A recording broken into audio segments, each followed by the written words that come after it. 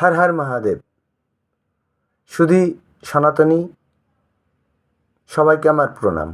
আমি ক্যামেরার সামনে না এসে পারলাম না, কারণ আমি কিছুদিন যাবৎ লক্ষ্য করছি যে মিডিয়াতে, ফেসবুক বলেন বা ইনস্টাগ্রাম বলেন বা ইউটিউব বলেন, শর্ট ভিডিও বা রিলসে তারা পোস্ট করছে, তাদের আরাধ্য দেবদেবীকে নিয়ে পোস্ট করছে যে সে কৃষ্ণ হতে পারে, কালী হতে পারে, শীতলা হতে পারে, মনসা হতে পারে, শিব হতে পারে। তাদের ছবি দিয়ে পোস্ট করে বলছে যে কেউ আমাকে ইগনোর করিস না, কেউ আমাকে ইগনোর করিস না, ইগনোর করলে তোর বড় ক্ষতি হয়ে যাবে। আবার কেউ কেউ বলছে যে আমাকে তোরা লাইক করে কমেন্টস কর, তোর 3 দিনের মধ্যে ভালো একটা সংবাদ পাবি, আমাকে শেয়ার কর, অমুক হয়ে যাবে, তমুক হয়ে যাবে। বিভিন্ন ধরনের লোভ দিচ্ছে। শুধু লোভ না, এখানে শুধু লোভ দিচ্ছে না, লোভ এবং ভয় দুইটাই দিচ্ছে তারা। দেখেন তাদের ব্যাপারটা কি, যে তারা লোভ দিচ্ছে, ভয় দিচ্ছে শুধুমাত্র এই পেজের প্রমোশনের জন্য।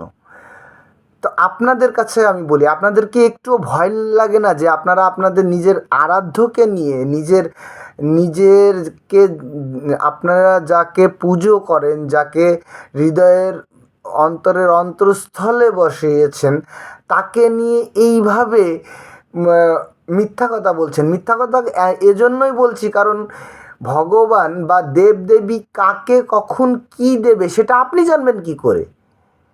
কি কর্মের কারণে সে কি ফল পাবে সেটা আপনি কিভাবে বলবেন? একটা লাইকের কারণে একটা কিছু পেয়ে যাব আমি, একটা ফলোর কারণে আমি একটা কিছু পেয়ে যাব?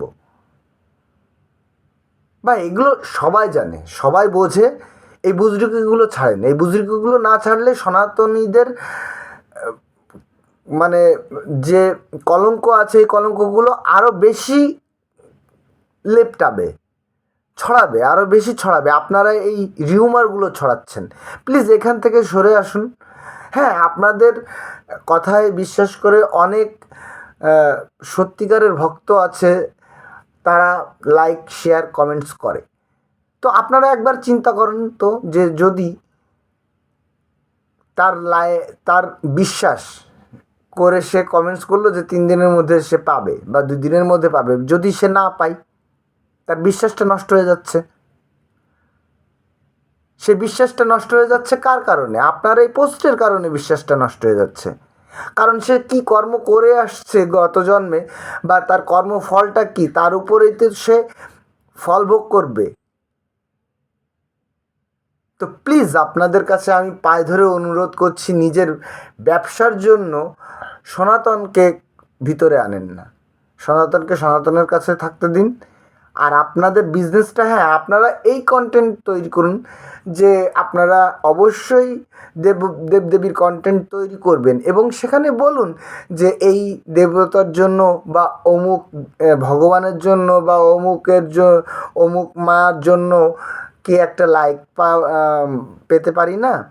বা আপনারা কি ধরেন জয় শ্রীরাম বা জয় মা কালী কমেন্টে লিখতে পারেন না?